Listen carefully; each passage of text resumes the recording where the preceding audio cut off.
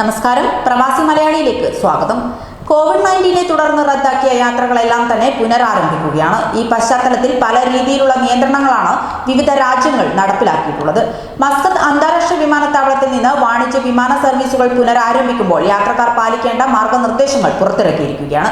യാത്രക്കാർ വിമാനം പുറപ്പെടുന്നതിന് 3 മുതൽ 4 മണിക്കൂർ മുൻപ് വിമാനത്താവളത്തിൽ എത്തണമെന്ന് ഒമാൻ വിമാനത്താവള കമ്പനി പുറത്തിറക്കിയ നിർദ്ദേശത്തിൽ പറയുന്നു. മഹാമാരിയുടെ പശ്ചാത്തലത്തിൽ യാത്രക്കാരുടെ സുരക്ഷ ഉറപ്പുവരുത്താൻ ലക്ഷ്യമിട്ടിട്ടുള്ളതാണ് നിർദ്ദേശങ്ങളെന്ന് അധികൃതർ അറിയിച്ചു. യാത്ര പുറപ്പെടുന്നവർ ഓൺലൈൻ ചെക്ക് ഇൻ നടത്തുന്നതിനും ഇ ടിക്കറ്റ് ഉപയോഗിക്കുന്നതിനും മുൻഗണന നൽകണമെന്ന് നിർദ്ദേശത്തിൽ പറയുന്നുണ്ട്. ഒരു ഹാൻഡ് ബാഗ് മാത്രമേ അനുവദിക്കുകയുള്ളൂ. ശരീര താപനില 38 ഡിഗ്രിയിലധികമുള്ളവരെ ആരോഗ്യ കേന്ദ്രത്തിലേക്ക് അയക്കും.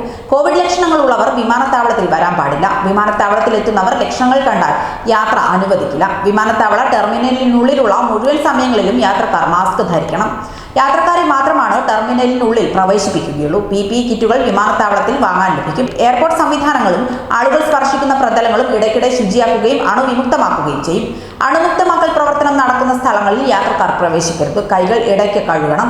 ടെർമിനലിന്റെ വിവിധ ഇടങ്ങളിൽ ലഭ്യമാക്കിയിരിക്കുന്ന സാനിറ്റൈസറുകൾ ഉപയോഗിക്കണം. വിമാനത്താവളത്തിന്റെ വിവിധ പ്രതലങ്ങളിൽ പരമാവധി തൊടാതിരിക്കുക. ട്രോളികളും ട്രേകളും അടക്കം ഉപകരണങ്ങൾ രോഗാണുമുക്തമാക്കിയിരിക്കും. മുഖാവരണങ്ങളും കയ്യുറകളും നിശ്ചയിക്കപ്പെട്ട മാലിന്യപ്പെട്ടിയിൽ മാത്രം ഉപേക്ഷിക്കുക. ചില സംവിധാനങ്ങൾ അടച്ചിട്ടിരിക്കും തുടങ്ങിയവയാണ് നിർദ്ദേശങ്ങൾ.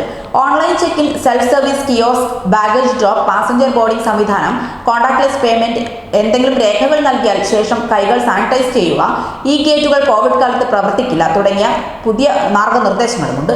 കൈകൊണ്ടുള്ള പരിശോധന ഒഴിവാക്കാൻ എല്ലാ സാധനങ്ങളും ട്രേയിൽ വെക്കണം. നിരോധിത സാധനങ്ങൾ കൈവശമില്ലെന്ന് ഉറപ്പാക്കുകയും വേണം. റെസ്റ്റോറന്റുകളിലും കഫേകളിലും നിന്നും വാങ്ങിയ സാധനങ്ങൾ തിരിച്ചെടുക്കില്ല. ചില റീറ്റെയിൽ മേഖലകൾ ഇനിയൊരു അറിയിപ്പ് ഉണ്ടാകുന്നതുവരെ അടച്ചിടും. റെസ്റ്റോറന്റുകളിലെ ഇരിപ്പിടങ്ങൾ കുറയ്ക്കും. ഭക്ഷണപാനീയങ്ങൾ വിൽപ്പന നടത്തുന്ന ഔട്ട്ലെറ്റുകളിൽ പ്രത്യേക നടപടിക്രമങ്ങൾ ഏർപ്പെടുത്തും.